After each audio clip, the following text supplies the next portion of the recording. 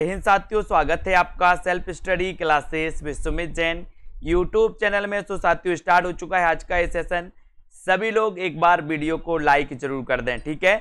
और दोस्तों जिन भी साथियों ने सेल्फ स्टडी क्लासेस का ऐप डाउनलोड नहीं किया वो सेल्फ स्टडी क्लासेस का ऐप डाउनलोड जरूर कर लें, ठीक है। उससे क्या होगा दोस्तों, आपको 2020 टेस्ट सीरीज जो दोस्तों बिल्कुल मुफ्त कराई जाती है, फ्री में कराई जाती है, ये टेस्ट सीरीज आपको यहां पर मिल जाएगी, ठीक है।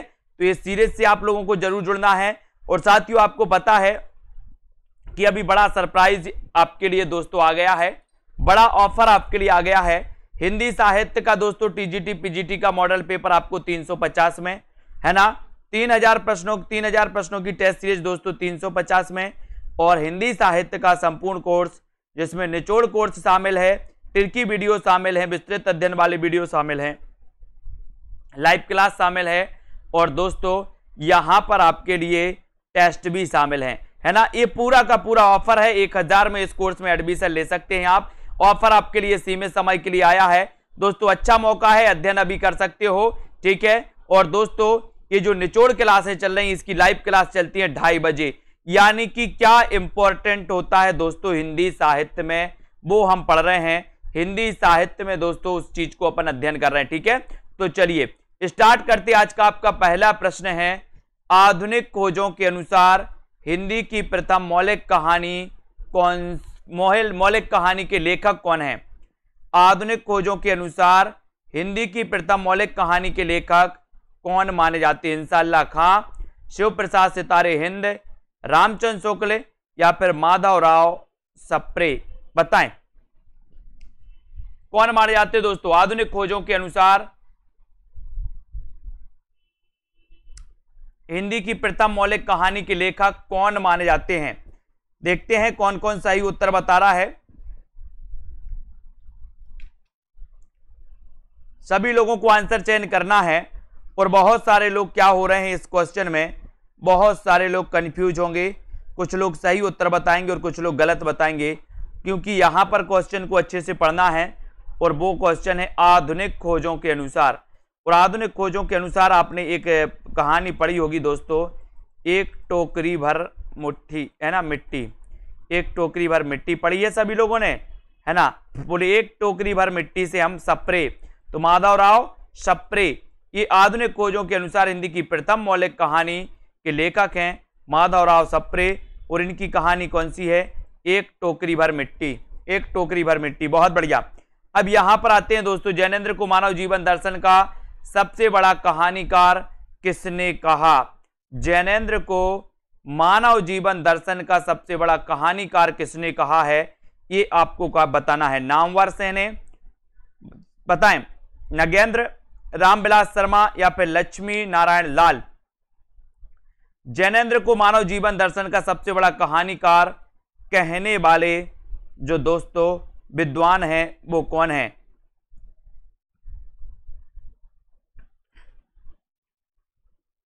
और सही आंसर आपका क्या हो जाएगा यहां पर। प्रश्न क्रमांक है 1508। और जैनेन्द्र को मानव जीवन दर्शन का सबसे बड़ा कहानीकार जो कहा है दोस्तों, वो कहा है किसने, डॉक्टर लक्ष्मी नारायण लाल ने। आज या कल अपन ने पढ़ा था, यानी कि आपका जो 4 नंबर है ये बिल्कुल सही है, लक्ष्मी नारायण लाल ने कहा है। और डी नंबर जिन्होंने बताया उनका आंसर तो बिल्कुल सही है ना। जैनेन्द्र को मानव जीवन दर्शन का सबसे बड़ा कहानीकार किसने कहा, तो लक्ष्मी नारायण लाल ने कहा। डी नंबर, वेरी गुड, बहुत बढ़िया। अगला क्वेश्चन देख लेते हैं, प्रेमचंद की अंतिम कहानी कौन सी है। प्रेमचंद की अंतिम कहानी कौन सी है। पूस की रात, कफन, शबाशेर गेहूं या फिर दोस्तों शतरंज के खिलाड़ी। प्रेमचंद जी की अंतिम कहानी आपको बताना है। सही उत्तर आपका क्या हो जाता है, प्रेमचंद की अंतिम कहानी कौन सी है। और दोस्तों जिन भी साथियों ने self study classes app download नहीं किया वो सेल्फ स्टडी क्लासेस ऐप को जरूर डाउनलोड कर लें। और प्रेमचंद की अंतिम कहानी की बात आती है तब आपका उत्तर होता है कफन, है ना। यानी बी नंबर की उत्तर आपका चला जाता है, बी आपका राइट आंसर हो जाता है। वर्ग संघर्ष के आधार पर सामाजिक और आर्थिक स्थिति आर्थिक स्थितियों का चित्रण करने वाली कहानी कौन सी है? वर्ग संघर्ष के आधार पर सामाजिक और आर्थिक स्थितियों का दोस्तों चित्रण करने वाली कहानी कौन सी है? सतवीं के बच्चे, खेल, तीसरी कसम या फिर विपथगा। वर्ग संघर्ष के आधार पर सामाजिक और आर्थिक स्थितियों का चित्रण करने वाली कहानी कौन सी मानी जाती है? आपको चयन करना है। एक बार वीडियो को लाइक जरूर कर देना और दोस्तों अपने मित्रों तक शेयर कर देना। वर्ग संघर्ष के आधार पर आपको बताना है कौन कौन बता रहा है प्रश्न क्रमांक 510 का आंसर। और इतना अच्छा आंसर है जो सभी लोगों ने आंसर बताया है कि सर वर्ग संघर्ष के आधार पर सामाजिक और आर्थिक स्थिति पर जो है वो मानी जाती है सतवीं के बच्चे। और सतवीं के बच्चे ये किसकी रचना है, ये किसकी कहानी है, ये और बता दो आप लोग। ये सतवीं के बच्चे कहानी के लेखक कौन हैं? सतवीं के बच्चे कहानी के लेखक कौन माने जाते हैं? ये आपका 1 नंबर बिल्कुल सही हो जाएगा। यहाँ पर 1 नंबर सतवीं के बच्चे। सतवीं के बच्चे के लेखक कौन माने जाते हैं? जल्दी से बताओ। अगला क्वेश्चन है, ज्ञानेंद्र का साहित्य अकादमी द्वारा पुरस्कृत उपन्यास कौन सा है? दोस्तों साहित्य अकादमी पुरस्कार द्वारा पुरस्कृत उपन्यास कौन सा है? यानी कि ज्ञानेंद्र के किस उपन्यास को साहित्य अकादमी पुरस्कार मिला है, ये बताना है आपको। परख, मुक्तिबोध, त्यागपत्र या फिर सुनीता। और बहुत बढ़िया आंसर आया है राहुल सांकृत्यायन। सतवीं के बच्चे के लेखक हैं राहुल सांकृत्यायन। वेरी गुड, बहुत बढ़िया। ज्ञानेंद्र का साहित्य अकादमी द्वारा पुरस्कृत कौन सा उपन्यास है? कौन सा उपन्यास है? परख है, मुक्तिबोध है, त्यागपत्र है या फिर सुनीता। यानी कि ज्ञानेंद्र के किस उपन्यास को दोस्तों साहित्य अकादमी पुरस्कार मिला? और आप लोगों ने बिल्कुल सही आंसर बताया है, क्या? मुक्तिबोध, है ना। बोले सर मुक्तिबोध एक कवि का नाम है और एक मुक्तिबोध ज्ञानेंद्र की दोस्तों है ना उपन्यास है मुक्तिबोध। मुक्तिबोध उपन्यास कई बार पूछा गया, मुक्तिबोध किसका उपन्यास है? तो ज्ञानेंद्र कुमार का है और इसे साहित्य अकादमी पुरस्कार भी मिल गया दोस्तों। ठीक है, तुलसी के जीवन को केंद्र में रखकर लिखा गया उपन्यास कौन सा है? बहुत बढ़िया आंसर। प्रश्न है, प्रश्न आपसे पूछा गया है कि तुलसी के जीवन को केंद्र में रखकर लिखा गया उपन्यास कौन सा है? खंजन नयन, एकदा नैमिषारण्य, मानस का हंस या फिर इनमें से कोई नहीं। तुलसी के जीवन को केंद्र में रखकर लिखा गया उपन्यास कौन सा है? तुलसी के जीवन को केंद्र में रखकर लिखा गया उपन्यास कौन सा है? खंजन नयन, एकदा नैमिषारण्य, मानस का हंस या फिर इनमें से कोई नहीं। और बहुत बढ़िया आंसर आया है, बोले सर मानस का हंस, यानी कि आपका सी नंबर जो है वो बिल्कुल सही है। सी जिन्होंने बताया है तुलसी के जीवन को केंद्र में रखकर लिखा गया उपन्यास है दोस्तों मानस का हंस। Very good. गांधी जी के दोस्तों दक्षिण अफ्रीका के जीवन संघर्षों पर केंद्रित जो दोस्तों उपन्यास है वो कौन सा है? गांधी जी के दक्षिण अफ्रीका के जीवन संघर्षों पर केंद्रित उपन्यास कौन सा है? पहला गिरमिटिया, चिड़ियाघर, जुगलबंदी या फिर परिशिष्ट। अच्छे क्वेश्चन पूछे जा रहे हैं आपसे दोस्तों। गांधी जी के दक्षिण अफ्रीका के जीवन संघर्षों पर केंद्रित उपन्यास कौन सा माना जाता है? 4 विकल्प हैं, सभी लोग बताएंगे। राइट आंसर आपका क्या हो जाएगा? और सभी लोगों ने बिल्कुल सही आंसर बताया है कि सर गांधी जी के दक्षिण अफ्रीका जीवन संघर्षों पर लिखा गया जो दोस्तों उपन्यास है वो उपन्यास है पहला गिरमिटिया, यानी कि 1 नंबर आपका बिल्कुल सही है। ये जिन्होंने बताया उनका आंसर राइट हो जाएगा। और आपको बताना है दोस्तों ये पहला गिरमिटिया उपन्यास किसका है ना। और बहुत बढ़िया आंसर आ गया है गिरिराज किशोर। वेरी गुड, बहुत बढ़िया। अगला, हिंदी की रस रीति परंपरा का प्रस्थान ग्रंथ कौन सा है? रस रीति परंपरा का प्रस्थान ग्रंथ कौन सा है दोस्तों? रसिक प्रिया, हित तरंगिणी, रस पीयूष निधि या फिर रस रत्नाकर। प्रश्न क्रमांक 514 में आपको उत्तर का चयन करना है। सभी लोग लाइक जरूर करते रहिए। सेल्फ स्टडी क्लासेस ऐप को डाउनलोड कर लेना दोस्तों। Self study classes app download कर लेते हो तो वहां पर आपके लिए फ्री 2020 टेस्ट सीरीज भी मिलती है। जिनको निचोड़ क्लास में एडमिशन लेना है वो अभी मात्र 1000 में दोस्तों इसमें एडमिशन ले सकते हैं। यहाँ पर हिंदी की रस रीति परंपरा का प्रस्थान ग्रंथ आपको बताना है कौन सा माना जाता है। और अच्छा क्वेश्चन है दोस्तों, रस रीति की बात हो रही है तो रसिक प्रिया आपने लगाया है।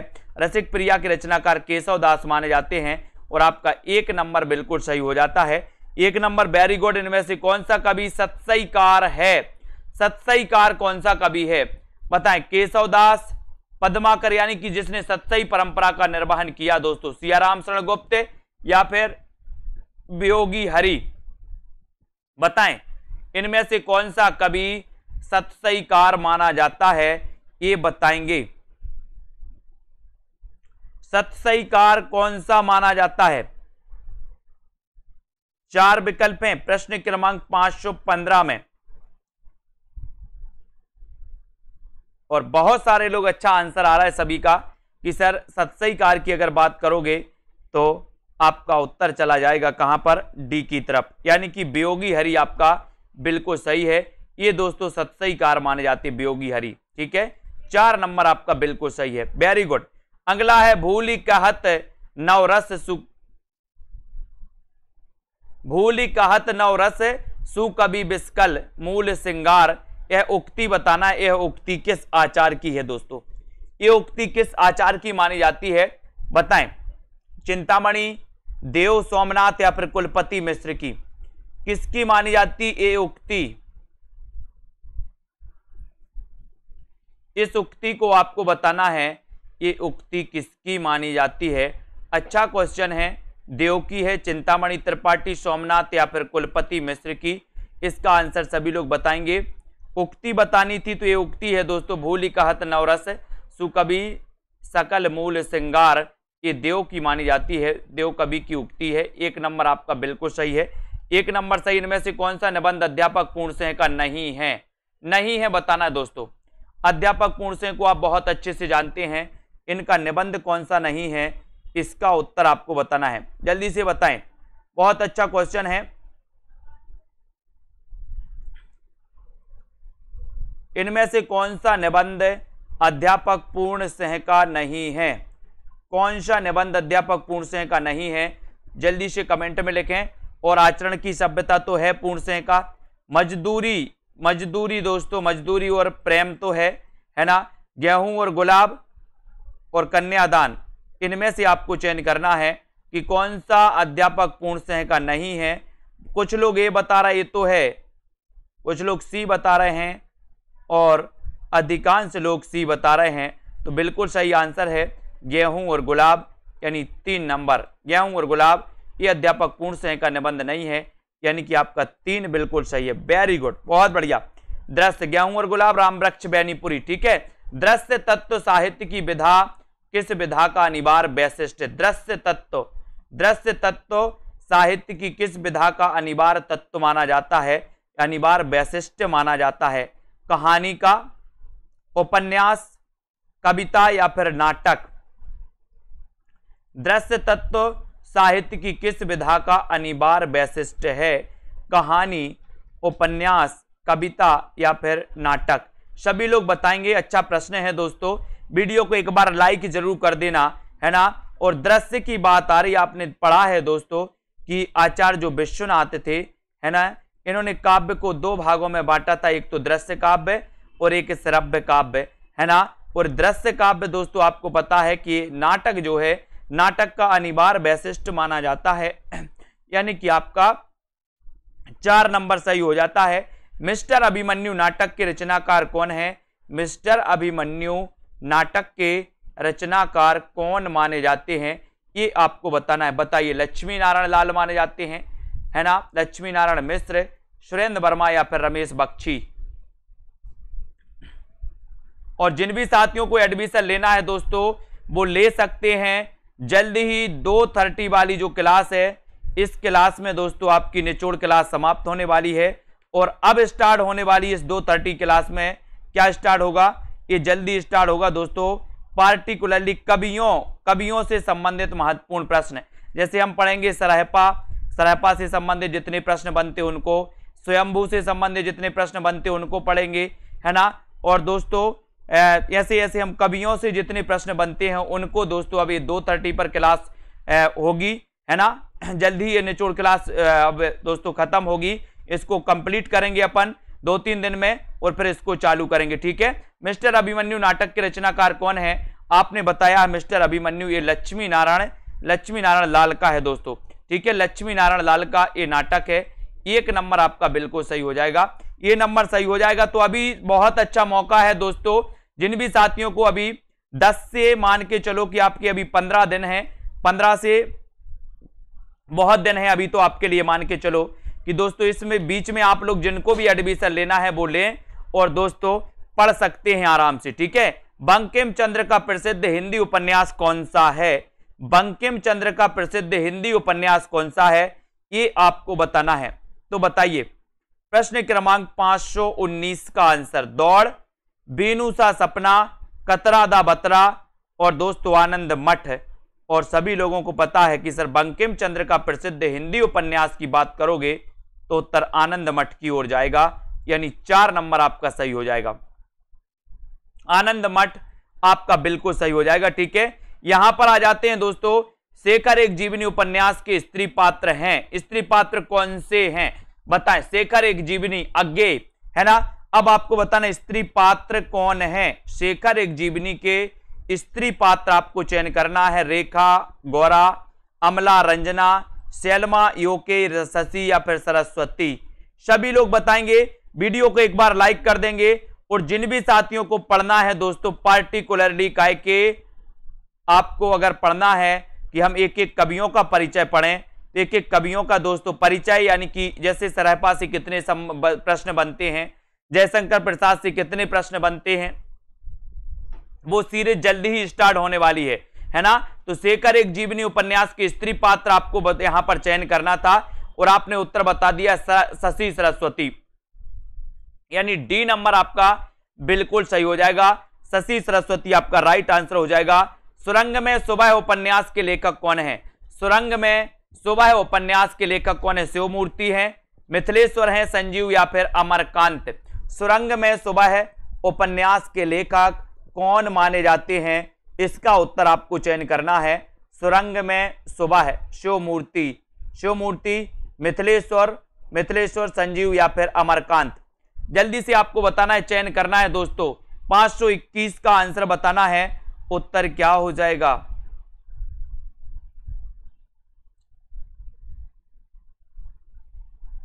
सुरंग में सुबह उपन्यास के लेखक कौन है?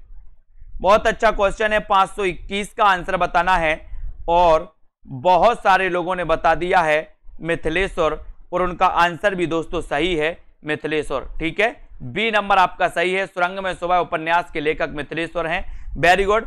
भीतर भीतर सब रस चूसे, हंस हंस के तन मन धन मुंह से, पंक्ति किस कवि की है? बताइए।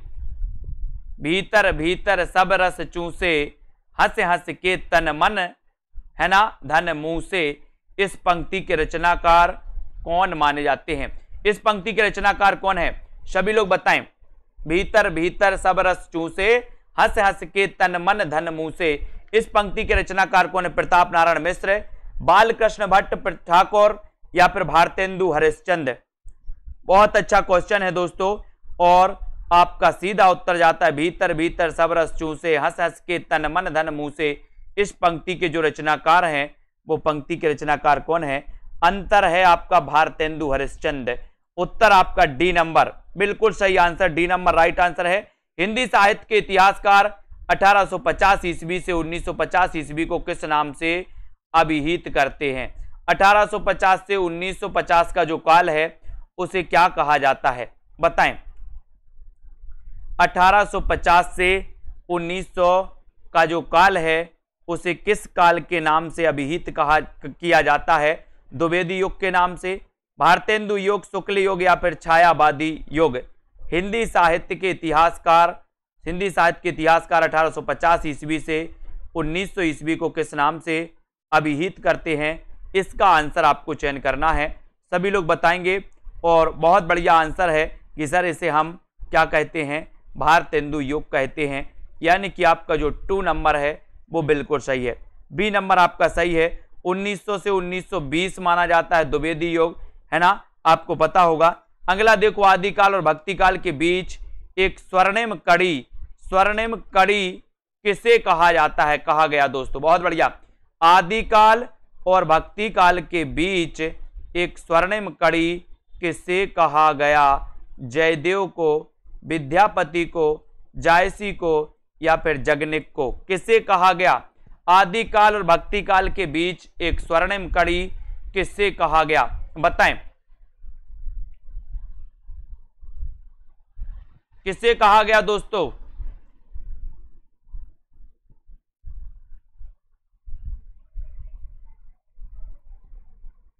पांच 524 का उत्तर आपको बताना है और बहुत सारे लोगों ने बताया विद्यापति को, बी नंबर। वेरी गुड, बहुत बढ़िया। अगला क्वेश्चन, आचार्य शुक्ल के अनुसार निम्न में से कौन सी रचना तुलसीदास की है?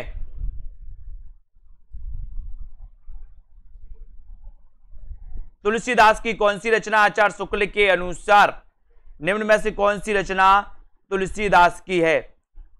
चार विकल्प हैं। तुलसीदास के बारे में आप पढ़ते हैं दोस्तों, है ना। इन्होंने रामचरितमानस की रचना की थी और आपको पता है कितने दिन में की थी, है ना। रामचरितमानस की 7 कांडें बोले सर इसमें, है ना। और शुक्ल के अनुसार निम्न में से कौन सी रचना तुलसीदास की है पूछा है, तो आपने बिल्कुल सही बताया। बोले सर जब तुलसीदास ने रामचरितमानस की रचना की तो इन्होंने बार बार रामायण पढ़ी होगी, तो बरबे रामायण यानी बार बार रामायण, है ना। बार बार रामायण पढ़ी होगी जब तो इन्होंने रामचरितमानस की रचना कर दी। तो आपका उत्तर चला जाता है बी की तरफ। हिंदी साहित्य की भूमिका पुस्तक के लेखक कौन है?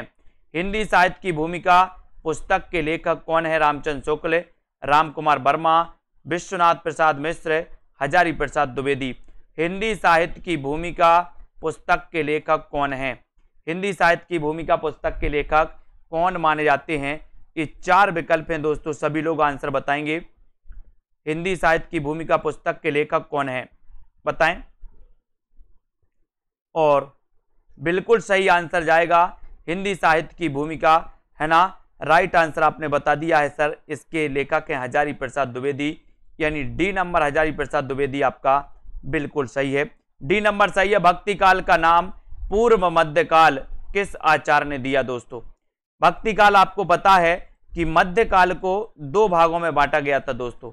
मध्यकाल को एक तो पूर्व मध्यकाल और दूसरा बांटा गया था उत्तर मध्यकाल, ठीक है। उत्तर मध्यकाल को रीतिकाल और पूर्व मध्यकाल को भक्ति काल नाम दिया गया। अब भक्ति काल का नाम पूर्व मध्यकाल किस आचार्य ने दिया, ये आपको पता होनी चाहिए। तो बताएं, डॉक्टर नगेंद्र ने दिया क्या, रामकुमार वर्मा, आचार्य नंद दुलारी वाजपेयी या फिर हजारी प्रसाद द्विवेदी? भक्ति काल का नाम पूर्व मध्यकाल किसने दिया? किसने दिया? सभी लोग लाइक जरूर कर लेंगे। और जिन भी साथियों को दोस्तों अभी भी बहुत अच्छे से पढ़ना है, एक एक कवियों के बारे में बहुत अच्छे से पढ़ना है, तो वो साथी आज ही एडमिशन ले लें। अभी दोस्तों जैसे ही अपनी 4-5 दिन में निचोड़ क्लास खत्म होगी, उसके बाद अपनी दोस्तों क्लास हो जाएगी स्टार्ट। कवियों को पढ़ेंगे अपन, पार्टिकुलरली एक एक कवियों को पढ़ेंगे, उनसे संबंधित जितने क्वेश्चन बनते हैं उन क्वेश्चनों को अपन कवर करेंगे उसमें, है ना। तो यहां भक्ति काल का नाम पूर्व मध्यकाल किस आचार्य ने दिया है, तो आपको पता है कि सर ये दिया है किसने? किसने दिया है? हजारी प्रसाद द्विवेदी, है ना। इसको आपको याद करना है, ठीक है। आगे बढ़ते हैं दोस्तों। अगला क्वेश्चन बताना है, हिंदी साहित्य के आरंभिक काल को सिद्ध सामंत काल किसने कहा? सिद्ध सामंत काल किसने कहा? हिंदी साहित्य के आरंभिक काल को सभी लोग बताएंगे। सारी क्लास चलती है 40 मिनट, 40 मिनट क्लास चलती है दोस्तों, अपनी कोई भी क्लास हो, ठीक है। अब आपको बताना है हिंदी साहित्य के आरंभिक काल को सिद्ध सामंत काल किसने कहा? रामकुमार वर्मा ने, राहुल सांकृत्यायन, गणपति चंद्र गुप्त या फिर मिश्र बंधु ने? हिंदी साहित्य के आरंभिक काल को सिद्ध सामंत काल किसने कहा है? तो बिल्कुल सरल आंसर है, उत्तर है आपका राहुल सांकृत्यायन ने, यानी कि आपका बी नंबर जो आपने बताया दोस्तों वो बिल्कुल सही है। बहुत बढ़िया आंसर, ठीक है। वीडियो को लाइक जरूर कर दें। हिंदी के प्रारंभिक काल को वीरगाथा काल नाम किसने दिया? प्रारंभिक काल को वीरगाथा काल नाम किसने दिया? आचार्य रामचंद्र शुक्ल ने, राहुल सांकृत्यायन, गणपति चंद्रगुप्त या फिर मिश्र बंधु ने? हिंदी के प्रारंभिक काल को वीरगाथा काल नाम किसने दिया? इसका आंसर आपको बताना है, 529 का आंसर बताना है। हिंदी के प्रारंभिक काल को वीर गाथा काल नाम देने वाले जो विद्वान हैं वो विद्वान कौन है? आचार्य शुक्ल। बहुत बढ़िया, ए नंबर आपका सही, आचार्य रामचंद्र शुक्ल बिल्कुल सही हो जाएगा। अगला क्वेश्चन देखें, छायावाद में वक्रता का वैभव मिलता है। प्रसाद के काव्य में निम्न में से किसका उत्कर्ष मिलता है? बताएं। छायावाद में वक्रता का वैभव मिलता है, प्रसाद के काव्य में किसका उत्कर्ष मिलता है? विदग्धता, अभिव्यंजना, चारुता या फिर चमत्कार का? किसका उत्कर्ष मिलता है प्रसाद के काव्य में? प्रसाद की काव्य रचनाएं पढ़ी आप लोगों ने, है ना, जिनमें सबसे प्रसिद्ध इनकी दोस्तों कामायनी है ना। और इनकी दोस्तों काव्य रचना में किसका उत्कर्ष मिलता है, ये आपसे पूछा गया है। तब आपका राइट आंसर क्या हो जाएगा? यहां पर राइट आंसर है दोस्तों अभिव्यंजना, यानी 2 नंबर। क्या मिलता है? अभिव्यंजना, बी आपका बिल्कुल सही हो जाएगा। अगला है, केवल सूक्ष्मगत सौंदर्य सत्ता का राग कहकर छायावाद का विरोध किसने किया? केवल सूक्ष्मगत सौंदर्य सत्ता का राग कहकर छायावाद का विरोध किसने किया? दोस्तों आचार्य शुक्ल ने, महादेवी वर्मा ने, सुमित्रानंदन पंत या फिर अज्ञे ने? किसने किया? केवल सूक्ष्मगत सौंदर्य सत्ता का राग कहकर छायावाद का विरोध किसने किया? बहुत अच्छा क्वेश्चन है और आपका बिल्कुल सही आंसर चला जाता है। वो किया किसने? महादेवी वर्मा ने, है ना। यानी कि आपका जो 2 नंबर है, 2 नंबर वो बिल्कुल सही है। केवल सूक्ष्मगत सौंदर्य सत्ता का राग कहकर छायावाद का विरोध करने वाली जो है दोस्तों वो कौन है? महादेवी वर्मा। जन्म कब हुआ था इनका? 1907। इनको ज्ञानपीठ पुरस्कार कब मिला था? 1982 में, है ना, 1982 में यामा के लिए। ये भी याद रख लेना। महादेवी वर्मा बौद्ध धर्म से प्रभावित हैं, है ना। इनकी रचना रश्मि और दोस्तों ये रहस्यवाद से प्रभावित हैं। ठीक है, तो इतने सारे क्वेश्चन यहाँ से बनते हैं। प्रसाद की किस कृति को पहले ब्रजभाषा में तथा फिर खड़ी बोली में रूपांतरित कर दिया गया? दोस्तों बताएं। ये क्वेश्चन कई बार पूछा गया कि प्रसाद की वह कृति कौन सी है जिसको पहले ब्रजभाषा में दोस्तों प्रकाशित किया गया और बाद में उसे दोस्तों खड़ी बोली में रूपांतरित कर दिया गया? तो वो कृति कौन सी मानी जाती है? प्रेम पथिक, कानन कुसुम, झरना या फिर आंसू? कौन सी कृति मानी जाती है प्रसाद की? प्रसाद की वो कृति कौन सी है जो पहले ब्रजभाषा में और बाद में दोस्तों वो खड़ी बोली में रूपांतरित की गई? और ये क्वेश्चन कई बार आया है और यहां पर आपका उत्तर चला जाता है कि वो रचना है प्रेम पथिक। कौन सी रचना है दोस्तों? प्रेम पथिक, यानी कि 1 नंबर आपका बिल्कुल सही हो जाएगा। ये नंबर आपका राइट आंसर है, बिल्कुल सही। निराला की जूही की कली काय का उदाहरण है दोस्तों? मात्रिक छंद का है, वर्णिक छंद का है, मुक्त छंद का, या फिर इनमें से कोई नहीं? बताएं। इनमें से कोई नहीं, जल्दी से आपको बताना है। प्रश्न क्रमांक 533 का आंसर सभी लोग बताएंगे। हाँ, वेरी गुड। पहले 1909 में और बाद में 1914 में ये प्रेम पथिक खड़ी बोली में दोस्तों ये प्रकाशित हुई थी। Very good. निराला की जूही की कली का उदाहरण है तो क्या है? मात्रिक छंद का, वर्णिक छंद का, मुक्त छंद का, या इनमें से कोई नहीं? तो आपका राइट आंसर है मुक्त छंद का, यानी कि 3 नंबर आपका सही है। जूही की कली मुक्त छंद का उदाहरण है दोस्तों। 3 नंबर, सी नंबर आपका बिल्कुल सही है। कौन सी रचना मोहन राकेश की नहीं है? ये नहीं है का चक्कर मैंने आपको समझाया था, कुछ प्रश्न यहीं से गलत हो रहे थे। नहीं है और हैं को लेकर के कौन सी रचना मोहन राकेश की नहीं है? छोटे छोटे ताजमहल, आषाढ़ का एक दिन, अंधेरे बंद कमरे और लहरों के राजहंस? जल्दी से बताओ उत्तर क्या हो जाएगा। प्रश्न क्रमांक 534 में वीडियो को लाइक करते चलिए दोस्तों। और कौन सी रचना मोहन राकेश की नहीं है ये आपसे पूछा गया। आषाढ़ का एक दिन है, अंधेरे बंद कमरे है, लहरों के राजहंस है। कौन सी नहीं है? छोटे छोटे ताजमहल, ये नहीं है। उत्तर 1 नंबर बिल्कुल सही हो जाएगा। ये जिन्होंने बताया उनका आंसर बिल्कुल सही है ना। कौन सा उपन्यासकार एक आंचलिक उपन्यासकार है दोस्तों? आंचलिक उपन्यासकार कौन है? यशपाल, जनेन्द्र कुमार, राही, मासूम रजा या फिर अज्ञे? कौन सा उपन्यासकार एक आंचलिक उपन्यासकार है ये आपको बताना है। उत्तर क्या हो जाएगा? 535 में। और अच्छा क्वेश्चन है, बहुत बढ़िया क्वेश्चन है कि कौन सा आंचलिक उपन्यासकार है ना। इनमें से बताना यशपाल हैं, जैनेन्द्र कुमार है, राही मासूम रजा हैं, या फिर अज्ञेय। आंचलिक उपन्यासकार में तो बोले सर अभी तक तो हम वही पढ़ते रहे, अब एक नए कौन से आ गए, है ना। तो बहुत सारे लोगों का आंसर आया है राही मासूम रजा, ये आंचलिक उपन्यासकार माने जाते हैं दोस्तों। ठीक है, ये आंचलिक उपन्यासकार माने जाते राही मासूम रजा, है ना। यानी आपका उत्तर 3 नंबर बिल्कुल सही है। देश विभाजन को लेकर लिखा गया उपन्यास कौन सा है? देश विभाजन को लेकर लिखा गया उपन्यास कौन सा है? अमृत और विष, झूठा सच, अपने अपने अजनबी, या फिर अंतराल। देश विभाजन को लेकर लिखा गया उपन्यास कौन सा है, ये आपको बताना है। अच्छा क्वेश्चन है, बढ़िया प्रश्न है, और आपका उत्तर होता है देश विभाजन को लेकर लिखा गया जो उपन्यास है दोस्तों, वो उपन्यास है झूठा सच। कौन सा उपन्यास है? झूठा सच। यानी कि आपका जो 2 नंबर है, 2 नंबर वो बिल्कुल सही है।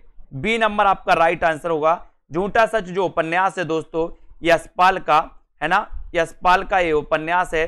और ये उपन्यास दोस्तों आपको पता होगा ये देश विभाजन पर आधारित है ना। इसको याद करेंगे, कर्नाटक कबीलों के जीवन यथार्थ के विविध पक्षों पर आधारित उपन्यास कौन सा है? बहुत अच्छा क्वेश्चन है। कर्नाटक कबीलों के जीवन यथार्थ के विविध पक्षों पर आधारित उपन्यास कौन सा है? बताएं। कोई अजनबी नहीं, नरक कुंड में बास, या फिर दोस्तों कब तक पुकारूं, या किस्सा गुलाम। बताएं। प्रश्न क्रमांक 537 का उत्तर आपको बताना है कि कर्नाटक कबीलों के जीवन यथार्थ के विविध पक्षों पर आधारित उपन्यास कौन सा है? कौन सा उपन्यास है? जिन भी साथियों को एडमिशन लेना है, self study classes app download कर लेना दोस्तों। सेल्फ स्टडी क्लासेस ऐप में अंतिम समय, अंतिम प्रहार दोस्तों हम करेंगे, परीक्षा का अंतिम प्रहार, है ना। 2:30 बजे की क्लास में जल्दी ही दोस्तों निचोड़ क्लास आपकी समाप्त होगी 3-4 दिन में, और उसके बाद आपकी एक नई सीरीज 2:30 बजे वाली क्लास में दोस्तों, है ना।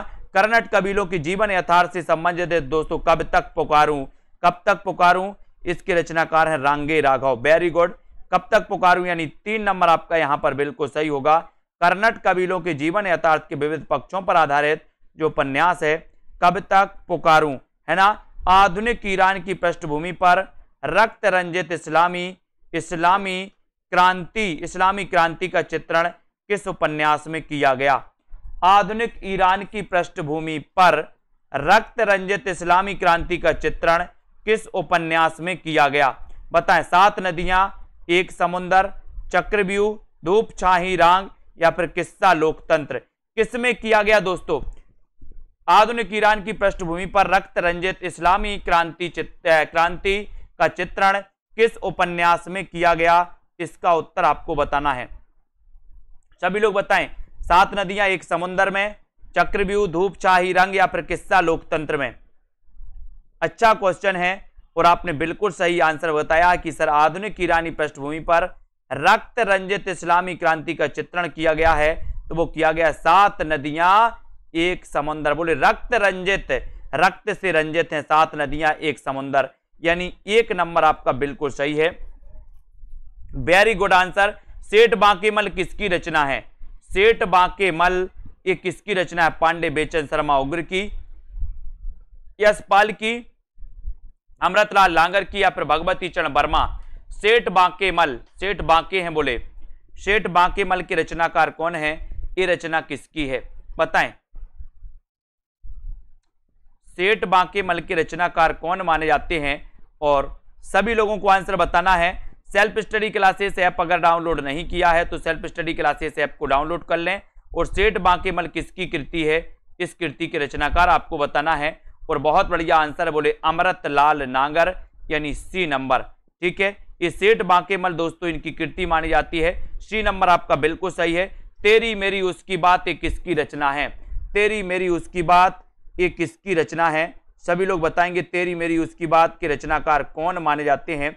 उत्तर आपका क्या हो जाएगा? तेरी मेरी उसकी बात के रचनाकार कौन है? तेरी मेरी उसकी बात। अच्छा आंसर आया है, और आपने बताया है दोस्तों क्या क्या बताया है? यशपाल। बहुत बढ़िया। यशपाल आपका बिल्कुल सही है। तेरी मेरी उसकी बात यशपाल जी की रचना है दोस्तों, ठीक है। यहाँ पर निम्न में से एकांकी में संयुक्त परिवार की समस्या को किस एकांकी में उठाया गया? संयुक्त परिवार की समस्या को किस एकांकी में उठाया गया? इसका उत्तर सभी लोग बताएंगे। किस एकांकी में उठाया गया संयुक्त परिवार की समस्या को? बताएं, किस एकांकी में संयुक्त परिवार की समस्या? अधिकार का रक्षक, बहनें, सूखी डाली या फिर तौलिए? किस एकांकी में संयुक्त परिवार की समस्या को उठाया गया? ये क्वेश्चन आपसे पूछा जाता है, तब आपका राइट आंसर चला जाता है दोस्तों सूखी डाली। सूखी डाली इसमें दोस्तों उठाया गया है संयुक्त परिवार की समस्या को। और 3 नंबर आपका बिल्कुल सही है। निम्न में से किस नाटक में जातिवाद की समस्या को उठाया गया? जातिवाद की समस्या को किस नाटक में उठाया गया? नाटक बाल भगवान में, जलता हुआ रथ, कोर्ट मार्शल या सबसे उदास कविता? जातिवाद की समस्या को किस नाटक में उठाया गया है, ये आपको बताना है। अच्छा क्वेश्चन है। वीडियो को लाइक जरूर करते रहें दोस्तों, आगे बढ़ते रहें, शेयर करते रहें अपने मित्रों तक। जातिवाद की समस्या को आपको बताना है किस नाटक में उठाया गया। सेल्फ स्टडी क्लासेस ऐप को डाउनलोड कर लें। जल्दी ही दोस्तों आपका एक टारगेट होगा 15 दिन। 15 दिन में दोस्तों बहुत सारे कवियों के बारे में हम पढ़ेंगे, बहुत सारे रचनाकारों के बारे में, उनसे संबंधित जितने क्वेश्चन बनते हैं उनको हम पढ़ने वाले हैं, है ना। और किस नाटक में जातिवाद की समस्या को उठाया गया, तो वो नाटक है कोर्ट मार्शल, है ना। रचनाकार हैं दोस्तों स्वदेश दीपक। कौन है? स्वदेश दीपक। बहुत बढ़िया आंसर, स्वदेश दीपक आपका 3 नंबर बिल्कुल सही हो जाएगा।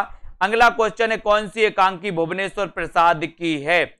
एकांकी बताना 543 में किस एकांकी के रचनाकार भुवनेश्वर प्रसाद हैं? सभी लोग बताएंगे। राजपूत की हार, लक्ष्मी का स्वागत, सबसे बड़ा आदमी या फिर स्ट्राइक? वो कौन सा एकांकी है जिसके रचनाकार भुवनेश्वर प्रसाद माने जाते हैं? ये आंसर आपको बताना है। कौन माने जाते हैं? कौन सी एकांकी भुवनेश्वर प्रसाद की मानी जाती है? ये आपको राइट आंसर बताना है। अच्छा क्वेश्चन है। और दोस्तों यहां पर आपसे पूछा गया भुवनेश्वर प्रसाद की एकांकी कौन सी है, और बहुत सारे लोग बता रहे हैं आंसर। आंसर आपका डी की तरफ जा रहा है, स्ट्राइक। बहुत बढ़िया आंसर, ठीक है। स्ट्राइक ये भुवनेश्वर प्रसाद की दोस्तों एकांकी मानी जाती है। बोले हम भवन में ही स्ट्राइक करते हैं, है ना, स्ट्राइक, एयर स्ट्राइक, ठीक है। तो हम भवन में करते, बोले सर भुवन भुवन से भुवनेश्वर, और स्ट्राइक करते हैं, तो स्ट्राइक इनकी एकांकी है। इसको याद रख लेना। मुद्रा राक्षस का तिलचट्टा नाटक में तिलचट्टा किसका प्रतीक है, आपको बताना है। मुद्रा राक्षस सबसे बड़ा तो आपको पता है दोस्तों, तिलचट्टा किसका नाटक है? बोले तिलचट्टा को राक्षस कहा गया, तो आपको पता है कि तिलचट्टा नाटक मुद्रा राक्षस। अब इसमें दोस्तों किसका प्रतीक है तिलचट्टा? तिलचट्टा किसका प्रतीक है? यौन कुंठाओं का, मानव मन की पाशविक प्रवृत्तियों का, अधिकारी वर्ग का, स्वार्थपरता व क्रूरता का, या समाजव्यापी संत्रांश का? बताएं, तिलचट्टा किसका प्रतीक माना जाता है? ये क्वेश्चन आपको दिया गया है और बहुत सारे लोगों ने बताया है कि सर तिलचट्टा यौन कुंठाओं का प्रतीक है। 1 नंबर आपका बिल्कुल सही हो जाता है। 1 नंबर यौन कुंठाओं का प्रतीक माना जाता है, ठीक है। निबंध को गद्य की कसौटी किसने कहा? अगला क्वेश्चन, निबंध को गद्य की कसौटी किसने कहा? बाबू श्याम सुंदर दास ने, महावीर प्रसाद द्विवेदी, रामचंद्र शुक्ल या फिर रामविलास शर्मा ने? निबंध को गद्य की कसौटी कहने वाले जो विद्वान हैं वो विद्वान कौन है? सभी बताएं। निबंध की आज ही पढ़ा था दोस्तों अपन ने, निबंध को गद्य की कसौटी किसने कहा? अच्छा क्वेश्चन आया है और आपने भी दोस्तों मौका पे चौका लगाया है। बोले सर निबंध को गद्य की कसौटी कहने वाले जो विद्वान हैं, जो दोस्तों आचार्य हैं, वो आचार्य हैं रामचंद्र शुक्ल। यानी कि आपका 3 नंबर सी नंबर आपका बिल्कुल सही, आचार्य रामचंद्र शुक्ल आपका राइट आंसर हो जाता है। आलोक पर्व निबंध के रचनाकार कौन है? आलोक पर्व मैंने कई बार आपको याद करवाया है। आलोक पर्व तो बोले सर कितने हैं बताइए। आलोक पर्व निबंध के रचनाकार कौन है? इसका आंसर आना चाहिए। सभी लोग आंसर बताएंगे। आलोक पर्व निबंध के रचनाकार कौन माने जाते हैं? अच्छा क्वेश्चन है, उत्तर सीधा जाएगा आपका हजारी प्रसाद द्विवेदी, हजारी प्रसाद द्विवेदी इनका निबंध है दोस्तों आलोक पर्व। ठीक है, तो दोस्तों आज अपन ने बहुत सारे प्रश्नों पर चर्चा की। सभी लोगों को वीडियो को लाइक करना है। सभी साथी, हमारे जितने भी साथी हैं, जिन भी साथियों को कोर्स में एडमिशन लेना, अभी भी अच्छा मौका है दोस्तों। एक और मौका मैं आपको दे रहा हूं, बड़ा सरप्राइज है। 1000 में मात्र एडमिशन ले सकते हैं और एक बढ़िया तरीके से दोस्तों मात्र 15 दिन के लिए आपके दोस्तों वो सीरीज चलेगी। इस 1000 के एडमिशन में आपको निचोड़ क्लास तो पूरी मिलेंगे ही, है ना, विस्तृत अध्ययन भी पूरा मिलेगा, टेस्ट सीरीज भी मिलेंगी, साथ ही जो नई सीरीज चालू होनी है ना, वो सीरीज भी आप लोगों को मिल जाएगी। ठीक है, तो जिन भी साथियों को एडमिशन लेना है वो ले सकते हैं, अभी भी अच्छा मौका है।